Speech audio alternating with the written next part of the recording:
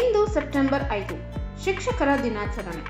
ಪ್ರತಿ ವರ್ಷ ಶಿಕ್ಷಕರ ದಿನಾಚರಣೆಯನ್ನು ಸೆಪ್ಟೆಂಬರ್ 5ರಂದು ಆಚರಿಸಲಾಗುತ್ತದೆ.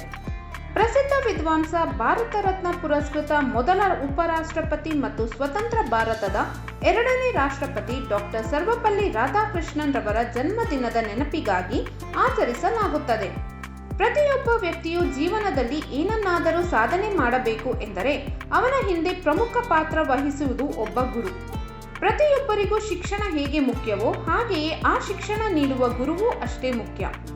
ಗುರುವಿಲ್ಲದೆ ಗುರಿಯನ್ನು ತಲುಪುವುದು ಬಹಳ ಕಷ್ಟ.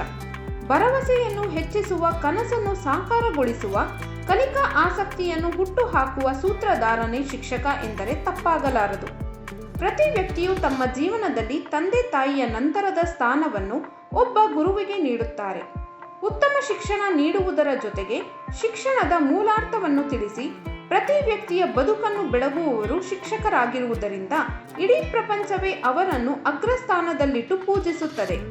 ಈ ದಿನದಂದು ಪ್ರತಿಯೊಬ್ಬರೂ ತಮಗೆ ಶಿಕ್ಷಣವನ್ನು ನೀಡಿದ ಶಿಕ್ಷಕರನ್ನು ನೆನೆದು ಧನ್ಯವಾದವನ್ನು ಹೇಳುತ್ತಾರೆ.